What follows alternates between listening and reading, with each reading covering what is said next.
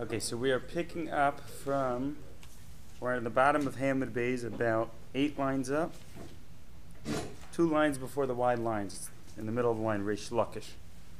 So just to give a little background where we were up to, we're dealing with the following problem. We know that the pasuk, there's an extra pasuk coming to say that you can't bring an animal which is a treifa, an animal which is sickly ill, you're not allowed to bring that as a carbon. That's what the pasuk is coming to teach. The Gemara is bothered, why do you need a pasuk? The Gemara feels you could figure it out even without a pasuk.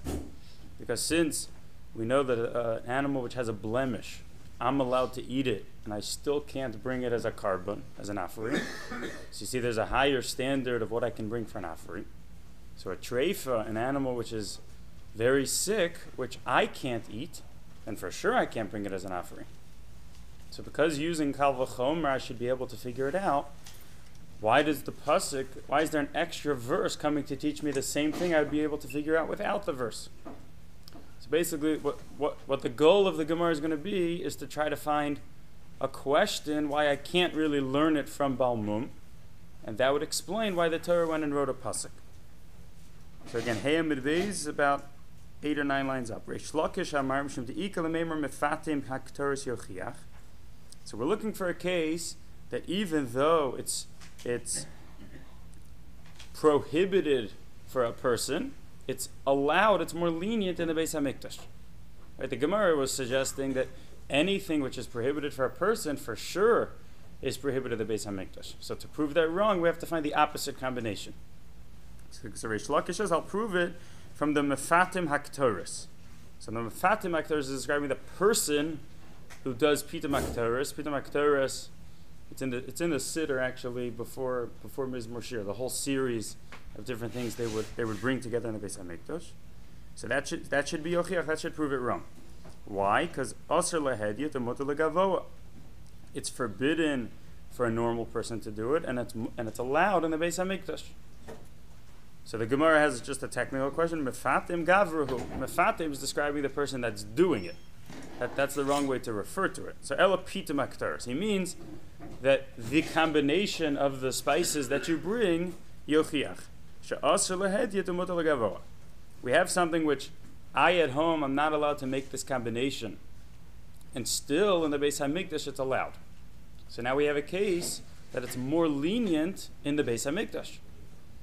So again, that should answer that you wouldn't be able to prove that if a treif I can't eat at home, for sure not in the Beis HaMikdash, because we found a case where even though I can't do it at home, it's more lenient in the Beis HaMikdash. Where it says that's not a good question, because Ma'ala Pitam HaKtoros came mitzvah b'kach. Over there, the Torah says you have to do it that way. We're trying to look for a case where the Torah, it doesn't say you have to bring a treif as a carbon. I'm allowed to bring anything. How do you know you could also bring a treifa? So you can't prove it from a case where you have to do it that way. So Mar Breid Revin Amar Mishum De'ika L'meimer Shabbos Tochiach. Because you could say that Shabbos will prove it wrong. Because Shabbos, I at home, if I would want to shecht my animal on Shabbos, I wouldn't be allowed to do so. But at the same time in the Beis HaMikdash, they bring karbanos on Shabbos. And a part of bringing a carbon is they would shecht, even on Shabbos. So you see there's a leniency in the Beis HaMikdash. Mar says, no, Mal Shabbos kin hutra mechlala, etzel hedjed b'mila. As much as you're right, but Shabbos has a leniency even by us, because there's one time where we get to break Shabbos also, that's by bris milah. Right? You're really not allowed to cut and take out blood, but there's a special verse coming to say you should. So you see that there's a leniency even by us. So we're on Heya Midbeis, about 4 lines up from the bottom. So the Gemara says, Atu Mila tzarech hediyatu, Mila mitzvahi. It's not correct to say that Mila basically is something that anybody could do. Mila is really associated with a mitzvah. So you need to prove something that is, so to speak, voluntary. Tzarech hediyat would mean something that's voluntary versus the Beis HaMikdash. Mila is not voluntary. As much as I could do it not in the Beis HaMikdash, I'm commanded to do it. So it's not a voluntary action. Okay, so Elamal Shabbos came mitzvah b'kach. So if you want to get rid of this question from Shabbos, you'll get rid of it by saying by Shabbos also the Torah commanded in the Beis HaMikdash they should bring karbanos. And that's why there's a difference between us at home, we're not allowed to shecht, but at the Beis HaMikdash they could shecht. Again, that shouldn't prove anything regarding our conversation of if I can't eat a treifa at home, then the Gemara is suggesting for sure I can't eat a treifa in the Beis HaMikdash. Okay, Rav Bar Abba Omer Mishum De'ikal remember Kalayim Tochiach. So again, one more time, what we're looking for is something which I can't do at home, which they could do in the Beis HaMikdash. We want a leniency in the Beis HaMikdash. Why do we want that? Because the Gemara was saying, why do you need a verse to say you can't bring an animal that's a treifa as a carbon? For sure you can. If you can't eat it at home, for sure you can't bring it as a carbon. So if I want to argue in that, I have to prove there's some case that I can't do it at home, but I could do it there. If I could prove there is a case where there's a leniency in the Beis HaMikdash, so then you wouldn't be able to know treifa just using kal v'chomer. That would explain why the Torah had to write a pasuk to tell you that it's true. So the Gemara is saying another suggestion of something which I can't do, but they could do in the Beis HaMikdash. Kalayim tochiach. Kalayim, which is the prohibition of mixing certain things together. Shasur lahedyet. That if I buy a suit, I have to make sure it doesn't have kalayim. But umutarim legavoa. Some of the clothes of the Kohen Gadol specifically has kalayim. It has wool and linen together. So you see there's a leniency in the Beis HaMikdash. Gemara says that doesn't... Gemara asks, Mala kalayim shkin hutra michlal and etzel hedger betzitzis. Even me in Baltimore, I have a case I could also wear kalayim. Because by tzitzis, you're actually allowed to mix wool and linen. So you can't say that I can't do it and they could do it. I have a case I also could do it by tzitzis. It's not correct to say mitzvah is something that's voluntary. Mitzvah is something which is obligatory. If a person's wearing a garment with four corners, you're obligated to go put on tzitzis. So therefore, you need to prove to me something which is voluntary here, and I can't do, and the Beis HaMikdash they could do. So So if you want to argue, you'll argue and say, kalayim's not a proof of something I can't do, and the Beis HaMikdash they could do. Because again, kalayim something that the Torah says the Kohen Gadol's clothes have to be of kalayim. We're trying to say, if the Torah wouldn't say you have to, would you be allowed to do it? The Torah doesn't say you have to bring a treifa as a carbon, so would you be allowed to volunteer to bring a treifa? Okay, we're at the top of Vav Amud Aleph. Rav Shisha b'rei Rav Idi Amar Mishum de'ikal ameimer lihader dina v'tesi b'me'atzah. Okay, so he's suggesting maybe the Torah said you're going to ask a different question, and therefore it had to come right an explicit pasuk that you can't bring a treifa. So mala malika shkein kedushasa osrasa.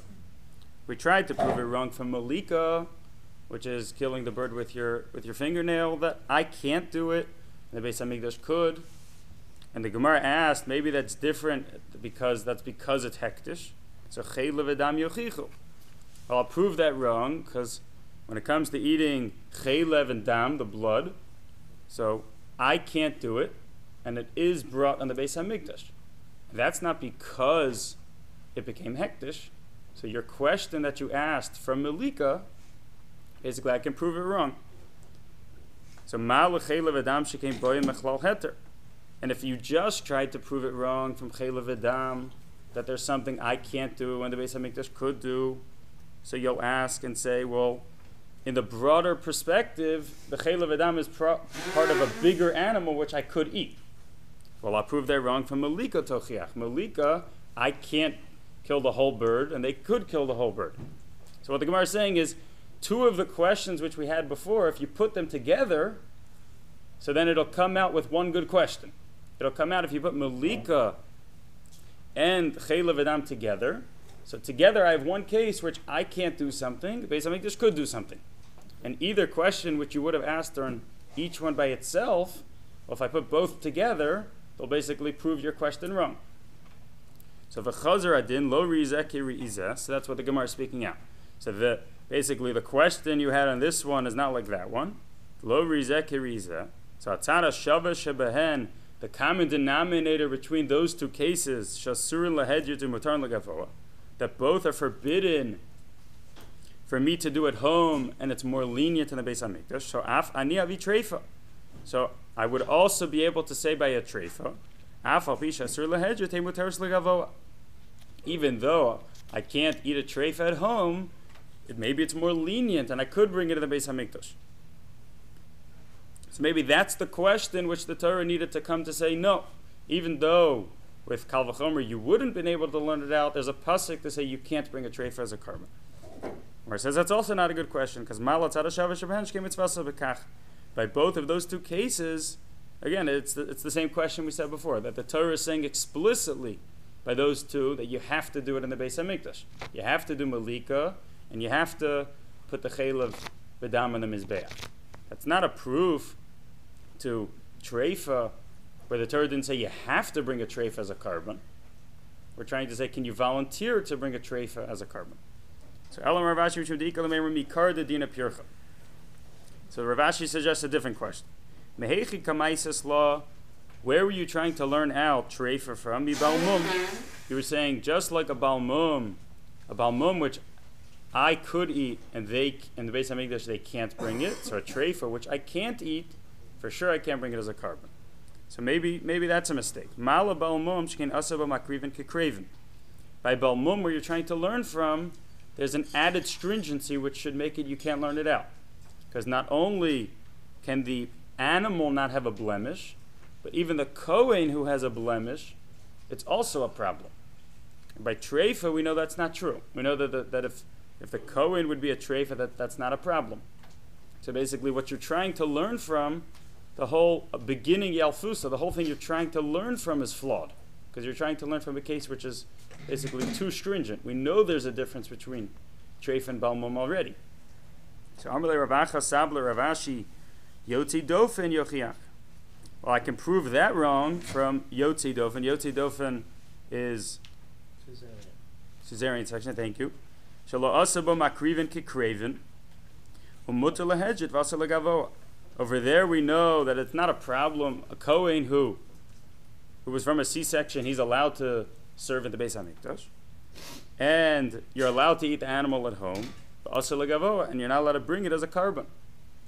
So basically the question you were just asking, maybe Balmum's different because there's another stringency. Well, I see from here that doesn't make a difference. So Mali Yotzi Dofen Shkeneno Kiddush B'Bechora. If you just tried to prove from there, so I'll say maybe Yotzi Dofen's different because an animal which is from a Caesarean section is not Kiddush B'Bechora, right? A person who's born from that type of thing doesn't have the halachas of being a bechor, the firstborn. So maybe that's an extra stringency which won't allow you to learn from there. So the Gemara says, well, Balmum Yochiach. Well, Balmum would prove that wrong. Because why? Because by Balmum, even though somebody who's born with a blemish does have the halachas of being a bechor. So Mala Balmum Shkein Asaba Makriven Kikreven. If you just tried to learn from Balmum, so I'll say maybe that's too stringent because even the Kohen can't be a Balmum. It's not just the animals, even the Kohen. So Yotzi Dofen Yochiach. Well, Yotzi Dofen will prove that question wrong. So V'chazar Adin Lo Riizeh Kirizeh V'lo Riizeh Kirizeh. So basically, each question which you had on the two will cancel each other out. Hatzara Shaveh Shebehen. The common denominator between those two is that something which is allowed for a hedjit and it's prohibited for the Beis Hamikdash. The kol shekein treifa shasur lehedjit hasur legavoa. So basically, again, what we're holding now is the Gemara suggested a question on the Kal V'chomer which would answer why the Torah came to write a pasuk, but we basically answered that question by saying, don't just learn from Balmum, learn from a combination of a blemish and a Yotzi Dofen. And if you put the two together, then you won't have a good question, which takes us back to the Gemara's question of why did the Torah write an extra verse? Okay, so this is a little hard, but if we just pick up here, we're holding at the same place we were holding yesterday at 5:50. Okay? We're holding by the point, we're still bothered by the same question of why did the Torah write an extra verse? There will be a conclusion. Okay, why are we holding back? Why did the Torah write an extra verse to say that an animal, which is a treifa, you can't bring as a carbon? I should know it even without a verse, using the system of Kal V'chomer. Now, like Gemara suggests, you'll learn from a combination of Yotzei Dofen plus a Balmum. Okay, so the question is, why did the Torah have to write the extra verse? I should know it even without the Torah writing the extra verse. We're in Vav and Aleph, about halfway down the page. First word of the line is Legavoa. So the Gemara says, Ma'ala tzad hashava shebehen shekein lehutra michlola. Maybe you can't learn from there, because both of those are not hutra michlola. Hutra michlola means something which is normally prohibited, there's a leniency that it's allowed. Tomer b'treifa shehutra michlola. Treifa has a certain leniency that even though normally it's prohibited, sometimes it's allowed.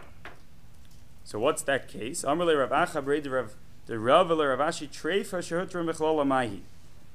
What's the case of a treifa which is normally prohibited that one time is more lenient? Ilema malika de olas ha'of. If it's the fact that when you do malika on a bird, that basically as you're doing malika, it really became a treifa in the process. It became deadly ill in the process, legavoa, and still you're allowed to bring it in the mizbeach. So you have a case where something technically is a treifa. It is sickly ill, and still you're allowed to bring it as a carbon. So there's a leniency by treifa. So balmum nami ba'ofos ishtari yishturye.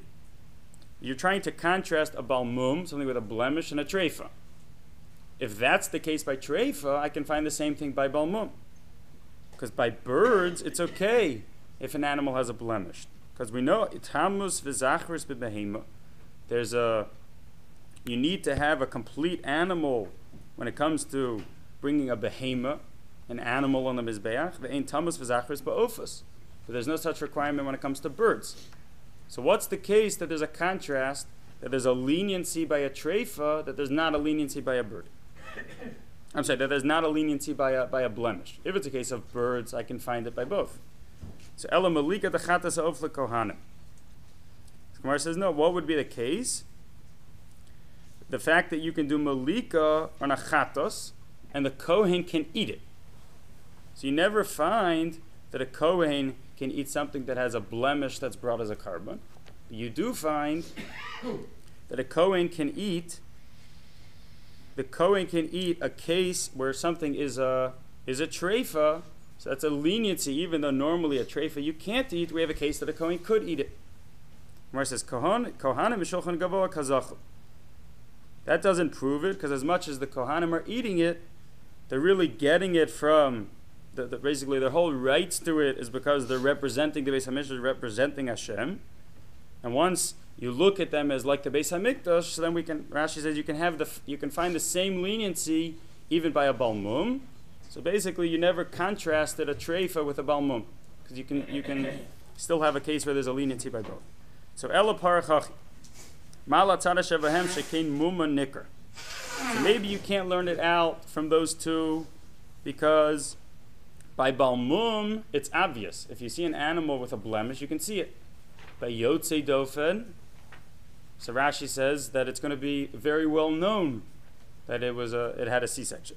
Tomer b'treifa shekein ein muma nicker. Maybe by treifa it's different, because treifa is just an internal illness and nobody knows about it. So maybe you can't learn out from there. Mishum hachi itztrich kra. Okay, so if the one thing we take out is this last line, why at the end of the day did the Torah write a pasuk to say that you can't bring a treif as a carbon? Why wouldn't I have been able to learn it out even without a pasuk? The answer is, if you would try to learn it from balmum and yotzi dofen, that you have cases which are prohibited, which are allowed for us and prohibited for the Beis HaMikdash. So for sure a treifa which I can't eat, the Beis HaMikdash could eat. The answer is that's not a good kal v'chomer. Because why not? You can't learn from those two, because by those two there's something, their problem is nicker. Right? By balmum it's physically nicker, it's recognizable. By yotzi dofen, something with a C-section, it's going to be well known. By treifa, where nobody knows about it, I would have thought it's different. So therefore, the Torah came to say an extra pasuk, you can't bring it as a carbon. Okay. That was the conclusion. Okay. Okay, we're in Vavam and Aleph, about 10 lines before the Mishnah. Betreifa mihacha nafka. So now Gemara asks a new question. Is this the source that you can't bring an animal that's a treifa? Mihasam nafka. We learn it from a different source. Mimashki Yisrael min amoser li Yisrael. That you need to bring something which is allowed for Jews to eat. And we really have a third pasuk that seems to teach the same thing. Yikol asher yavar tachaz hashevet nafka. Anything which can go under the stick. It's talking about a different parasha of Meiser Behema. But the Gemara understands from there also, it's a third verse coming to say you can't bring a treifa as an animal. So either Torah write 3 verses coming to say the same thing. I'm sorry, prat l'treifa she'eino veris, to the exclusion of a treifa that the Torah doesn't consider it that it went under because it's gonna die so soon. So it's tzrichi. The Torah had to write all 3 psukim. Dimi mashki Yisrael. It was just a pasuk which says that you can only bring a carbon, which is something you can eat. Hava mina lamuti heicha d'lahaisa lashasa kosher dom yeda arlo v'kilei akera. I would have thought it's excluding something which you were never allowed to eat. Abol haisa lashasa kosher. It's an animal which was totally kosher and later became a treifa. So ema tis kasher. So maybe that's okay. Maybe it's only a problem if it was always no good. But if it became no good later, maybe you could bring it as a carbon. Therefore, the Torah wrote an extra verse. If it just wrote that, I would have thought maybe it's only a problem when before you gave it to the Beis HaMikdash, it already was a treifa. Just like by Meiser. If you were makdish it and then it got its sickness, at the time you were makdish it, you gave it to the Beis HaMikdash, it was fit to be brought as a carbon. So emet is kasher. Maybe it would be more lenient because at the time it was given to the Beis HaMikdash, it was okay. So kasar rachmana min habakar, the Torah came to say another verse that even if when it was given to the Beis HaMikdash it was okay, you still can't bring it. Tzrichi. Okay, so that takes us to the next Mishnah, the bottom of Vav Amud Aleph. Echad minchas chote ve'echad kol menachos shekamtzan zar. So it's a little bit of a funny line. Whether it's a mincha of a chote, the mincha which a person who did an aveira brings, whether it's any other mincha. Okay, so the obvious question is, once you said all minchas, so why did you also say the first line? So the Gemara is going to get to that. Shekamtzan. So if who did the kmitza, took it out, a zar, somebody who's not a kohen, and onein, somebody whose relative died and they haven't yet buried him. A tzvul yom, somebody who went to the mikvah already and he's waiting for the end of the day for his status to change. Mechusar begadim, a kohen who's not wearing all of his clothes. Mechusar kippurim, somebody who didn't yet bring his karbanos for his atonement. Shlarachad yadav veraglav, a kohen who didn't wash his hands or legs. An arel, somebody who didn't have a bris milah. A tameh, somebody impure. Yoshev, somebody sitting. An omed, somebody standing. Al gabi kaleb, al gabi behema, he's standing on utensils. He's standing on an animal. Al gabi ragle chaveru, standing on his friend's feet. Basically, his feet are not on the floor. Puzzle. All those are no good. Okay, next case. Kamatz b'smol puzzle. If you did the kmitza with your left hand, it's no good. Then b'seira omer yachzer v'yikmitz b'yamin. So you'll put it back in, and then you'll do it with your right hand. So the Gemara is going to explain exactly what their machlokas is. Kamatz v'olah b'yad tzrur. If you got in your hand a rock, or gargar melach, or some salt, or courage shalavon, or some frankincense, puzzle. That if you take something extra when you're doing the kmitza, or you don't have everything, it's no good. What case is you have something extra? Shekamtza mevuritz. Let's say when you take it out, like it's so thick that your fingers can't even get to your palm. You took so much of the stuff. The chaser shekamtza b'rashay etz ba'osav. And too little would basically be the opposite, that it does not even covering the surface of your hand. It's just a tiny little bit. Okay, so the Gemara on the bottom of Vav Amud Aleph says, Lama li lemisni echad minchas chote ve'echad kol menachos. The question we spoke out. Why did the Mishnah say whether a minchas chote and all menachos? Lisni kol ha-menachos. Just say any mincha. Shekamtzan zar ve'oni. It sounded like the Mishnah was saying there's something specific by the mincha v'chote that should be different. My answer is l'Reb Shimon Itzrich. The reason the Mishnah said it is because of Reb Shimon. The Tanya Amar Reb Shimon, we learned Reb Shimon said, "Bedinhu shetei minchas chote to una shemen u'lavona." Really, it should be that a person who did an aveira should have to bring the oil and the frankincense with his mincha. Shelo yeichot niskar. He shouldn't be better than other people bringing a mincha just because he did a sin. So why did the Torah say, basically, don't bring it, which is going to save him money? Because it's coming as an atonement for doing an aveira, the Torah wanted that it shouldn't be as nice as other minchas. It should specifically be worse. When a person brings a chatas, he should really have to do the libations with it. For the same reason that he shouldn't save money because he did a sin. Why did the Torah say you don't need to bring it? Same thing. That the carbon which is being brought because of an aveira, the Torah wanted it to be not as nice as a normal carbon. So because Reb Shimon said that, Reb Shimon because Reb Shimon said some of the halachas change because it's being brought for an aveira, we want it to be less nice. So I would thought, so even if the wrong people do the kmitza, maybe that's also okay. Even though normally good people need to do it, a kohen needs to do it. But maybe if a non-kohen does it, it would be okay. Because the Torah wants this carbon to be less nice. So Kamash Mil and the Mishnah said, no. Whether it's a minchas chote, meaning coming to say, don't think the minchas chote should be different than any other mincha. That's why the Mishnah made a special point of minchas chote. Gemara says, if you're right, hasam nami lisni. So then in Zvachim, we have a very similar Mishnah, and it should have said, echad minchas chelev, echad kol hazvachim, shekiblu daman zar ve'onein. Then basically where we're talking about shechting, we're talking about the kabbalas hadam, accepting the blood.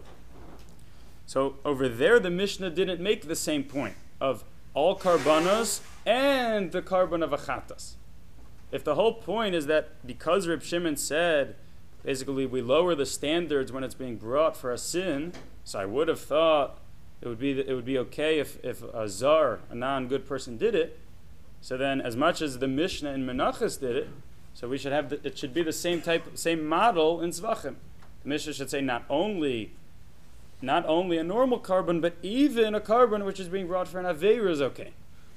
But lema, and we would explain the Reb Shimon Itzrich, but it didn't do that over there. So Al Lakevan the Tana Lekol, V'Lakatani Chutz Kul Humashma.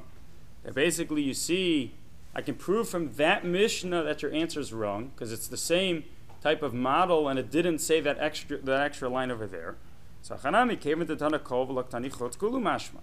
So I'll ask over here, just by saying kol, you wouldn't have thought that the mincha of a person doing an aveira would be any different.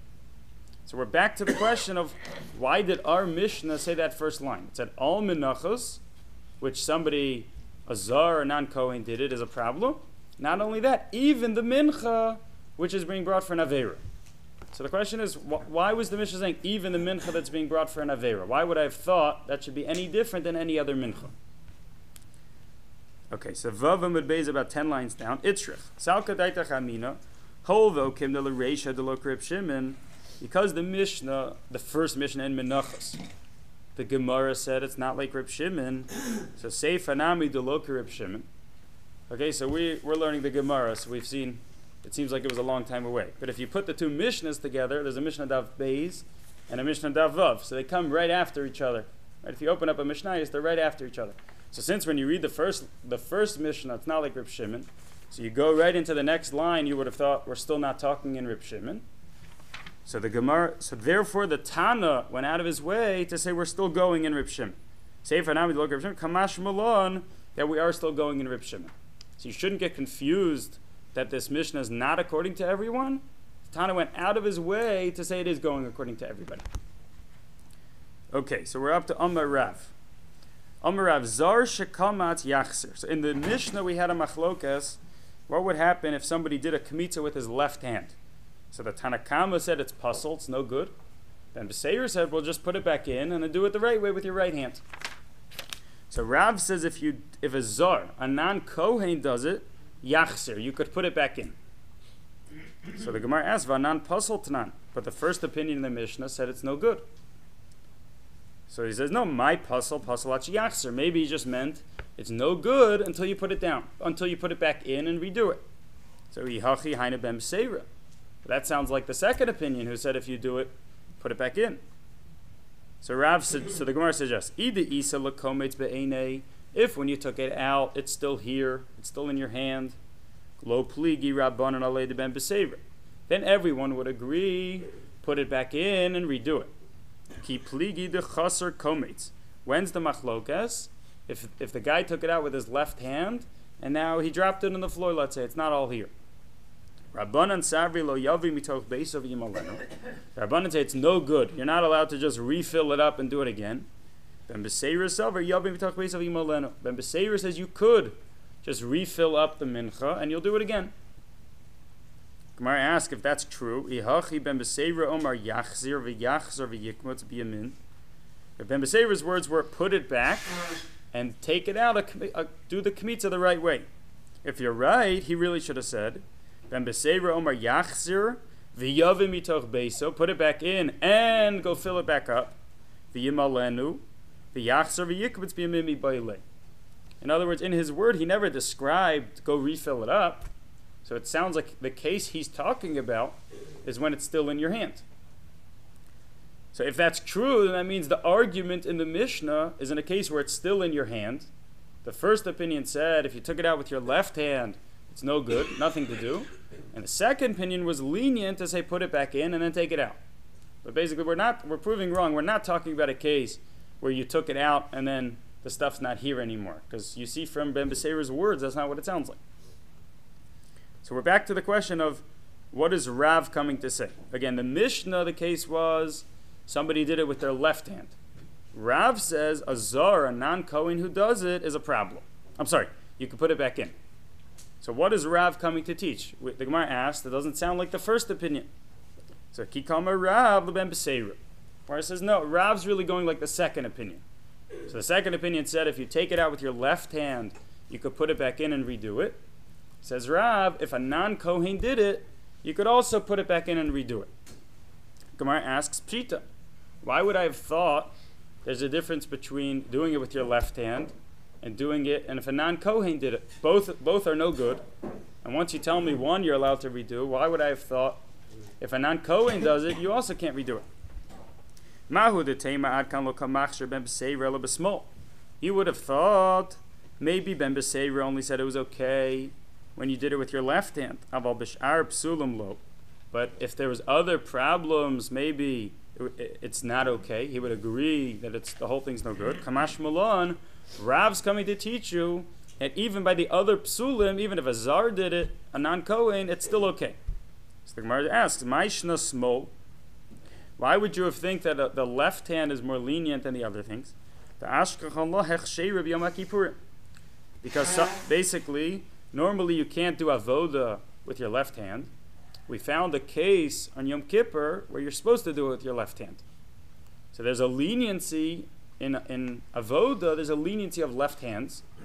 So therefore I would have thought maybe it's more lenient if you do the kmitza with your left hand. Meaning you're not supposed to. You're supposed to do it with your right hand. But since somewhere else I found a leniency if you do something with your left hand, so maybe that's when Ben Beseira said if you do it with your left hand you could redo it. But if a zar would do it, so then the Gemara right now is saying we have no precedent of a zar who do something in avoda that it's okay. And that's why I would have thought it's different. Rav's coming to tell you, even by other psulim, even if a non-Kohen did the kmitza, it's still okay. Gemara says, Zar nami ashkachan la hechsheira b'shchita. You're suggesting you never find a time that a zar is allowed to do something in Beis Hamikdash. He's allowed to shecht. So there's a leniency by a zar also. So Gemara says, shchita lav avoda hi. Shchita is not an avoda. The Shita explains what that means is that you can only call something an avoda if normally the Torah cares about a Kohen doing it, and sometimes it allows a non-Kohen. Something which every Jew in the world could do, so that by definition is not an avoda. If there's no rules about who could do it, so then it's not an avoda. So ask the Gemara Velo, is it really not an avoda? We found a case. We found a case where a zar can't do a shchita. By what? By paraduma of Amar Rav Elazar v'chuka ksiv ba. It says v'chuka ksiv ba, which means that's the explanation of why it's no good, why it's psula, why it's ma'akiv. So what the Gemara is asking is, you sounded like shchita is not an avoda. Why did you say shchita is not an avoda? Because you never find that the Torah cares who does it. Gemara says, I found the case where the Torah cares who does it, and therefore the fact that I can go bring my carbon, or for a normal carbon, is a leniency of a zar. There's a leniency that even though I can't do certain shchitas in Beis HaMikdash, this shchita I could do. So there's a leniency by a zar also. So just like you said by a left hand, we find a leniency. So there's also a leniency by a zar. Where it says, no, shiny par the kache bedek habayisi. You can't prove it from there. That's kache bedek habayis. Basically, by the Beis HaMikdash, there's two types of ownership. One's kache mizbeach, which basically means the Beis HaMikdash owns that item. Right? If you're makdish a behema, if you give an animal for a carbon, so the Beis HaMikdash owns that animal. That animal is going to be brought in the mizbeach. Kache bedek habayis means they own the monetary value in the item. So they'll sell it and they'll use the money for something in the Beis HaMikdash. So the Gemara is saying that paraduma is paid for the money of kache bedek habayis. So basically the Gemara is suggesting that's a different category. You need to prove to me in the realm of kache mizbeach, where the Beis HaMikdash actually owns the item itself. So it's closer to avoda in a sense, because they own the items itself. Prove to me there that there's a leniency by zar. Gemara says, well, kol shekenu, is it not a kol dekain? Kache bedek habayis, even kache bedek habayis, which is less avoda, still by kahuna, and still a kohen's required. So kache mizbeach, where they even own those items themselves, lo by kahuna, would it not be logical that you should require a kohen, and still the Torah says that a zar who does it is okay?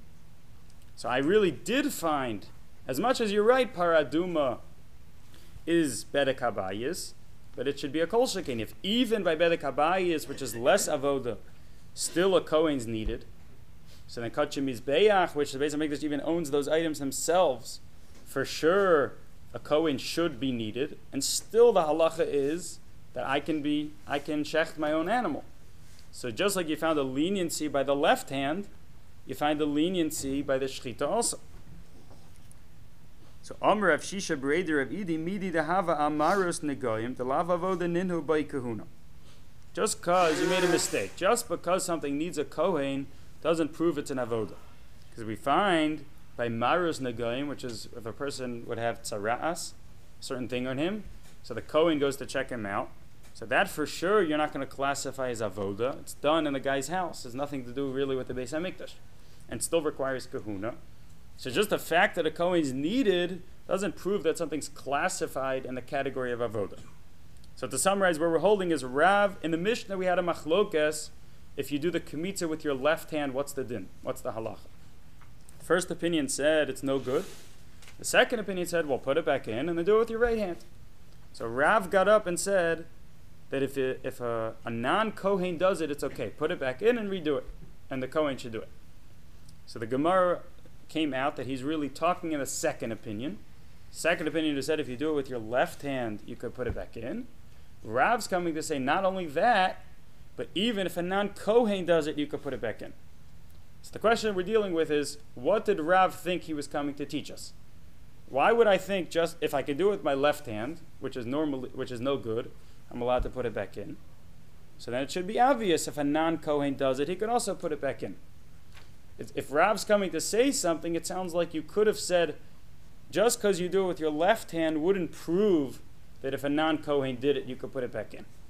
So what is it, what leniency do you find by left hand somewhere else that Rav felt he was coming to teach you a new halacha that said that not only left hand you could put it back in, but even a non-kohen could put it back in? Okay, so Rav Amud Beis, about halfway through the page, First word on the line is kahuna. So the Gemara says, V'nilaf mi bama. Well, you can learn from bama. Basically, you found by bama. Bama is basically certain times in Jewish history where they didn't have a Beis Hamikdash or didn't have a Mishkan, but a person was actually allowed to bring a carbon anywhere he wanted. So by a bama, a zar, anybody could really do the process there. So you find a leniency by a zar also. Where it says Chitema mi bama lo yalfinan, you'll say you're not allowed to learn from bama. Vatanya minay lo yotze shim ala lo yered. How do you know if an animal went out of the boundaries, the kloim, Rashi says, it means the certain fences it's not allowed to leave. How do you know if it went out and then you put it on the mizbeach lo yered, that once it's on the mizbeach you should leave it there? Sharei yotze kasher bebama. The Brayso says I'll prove it from the fact by a bama it's okay, and a bama is by definition outside the boundaries of the Beis Hamikdash. It's in the person's backyard. So you see that the Tana was willing to learn from bama because he used that as a proof. The Gemara says that's not a proof. Tana azos teres ha'ola samech lei. Really, the Brayso learned it from the pasuk, and it was bringing a place that you find it is like by a bama that you find something which is brought outside is okay. Okay, so right now we're holding. Okay, so right now we just answered why Rav had to come and say something. Okay, because basically we found a leniency by a left hand on the avoda on Yom Kippur. So therefore I would have thought if you do the kmitza with your left hand, that's when Ben Beseira said you could put it back in. But when it comes to a zar, the Gemara came out, we never find a leniency of a zar. Because right, we said by shchita, that's not classified as an avoda. So in the world of avoda, you never find something that normally is not okay, that a zar could do it. Normally a zar can't do something that in a specific case he could do it. And that's why Rav was coming to teach you, not only did Ben Beseira say with your left hand you could put it back in, but even a non-Kohen could put it back in. Ask the Gemara, Latayim Dashmin and Rav. The only reason I know it is because Rav said it. Halav hachi hava amina b'shar psula and pasal ben Beseira. If not for Rav, would I really have thought that Ben Beseira only said it by the left hand? But if a zar would do it, it would be a problem. Vatanya, but I already learned in a brayso. Reb Yossi, Reb Yehuda, Reb Elazar, Reb Shimon Omrim, Machshir Hayeh Ben Beseira b'kol ha'psulim kulan. They said explicitly that Ben Beseira says it's okay by every problem. Basically, people before Rav already said what Rav said. What's Rav coming to teach me? Not only with your left hand's okay, but even a zar who does it is okay. I already know that from this brayso. They said it explicitly. Tanya v'kamatz bisham, and we learned in another brayso, you should do the kmitza there. Mimakam shiragle azar omdos. This is really a different halacha, coming to say you're allowed to do the kmitza in the entire azara, entire certain room in the Beis Hamikdash. And why the Gemara is bringing is for the next line. Ben Beseira Omer Minayin Shib Kamatz Besmol Shiyachzer V'Yachzer V'Yachmitz B'Yamin. How do you know if you did the kmitza with your left hand, you could put it back in and do it with your right hand? Talmud Omer V'Kamatz Misham. The Torah says you should be kometz from there. Mimokam Shekamatz Kvar. It has the mashmos. He understands the pasuk saying, even though you already did a kmitza, you can do another kmitza. The cave and the crust stomach sieve, and because the verse just said it in a very vague way, the place you did a kmitza, you can do another kmitza. Mali small, mali sharpzula. Why would I have the right to say the verse is only talking with your left hand? The verse didn't say any difference, so it would sound like any time you did a kmitza which was incorrect, so just put it back and do it again. So two questions. As much as we figured out why there's a difference between a left hand and a zar, and therefore Rav was coming to teach me something new, but still the Gemara is asking, I still knew it from a different source before Rav. So what did Rav think he was coming to teach me? So the Gemara says, Laha kamashmal and Rav. So Rav's chiddush was, Kamatz vafilu kiddush. That Ben Beseira said it's okay, not only when you took it out, but even if you even went to the next step. That you took that which you took out, that you took that which you took out with your hand incorrectly, and you put it in the kli next to it, which is the next step in the process. So even though you're 2 steps removed, Ben Beseira still said it's okay. Lafuke mehani tanoi. He's coming to exclude the following tanoim. The Tanya Reb Yossi ben Yossi and Reb Yehuda Hanachtum Amru. So Reb Yossi, the son of Yossi, and Reb Yehuda Hanachtum said, they said, when did Ben Beseira say it's okay? That's shekamat v'lokidesh. That's only if you took it out and didn't yet put it into the kli. Alokidesh pasal. But if you already put it into the kli, it's a problem. So Rav's coming to tell you, no, he thinks Ben Beseira holds, even if you got to the next step, it's still okay. Ikadamri, a different version, kamat in kidesh lo. Maybe Rav is really coming to say the other way, that Ben Beseira is limited to a case where you didn't yet put it in. Keman, kehani tanoi. He's coming to say, like these opinions, that they're limiting Ben Beseira, that it's only if you didn't yet put it into the kli. Lafuke mitanakama. He's coming to exclude the Tanakama. Basically, we already have a brisa. One opinion said Ben Beseira said, even if you put it into the next kli, it's still okay. One said only if you didn't put it in.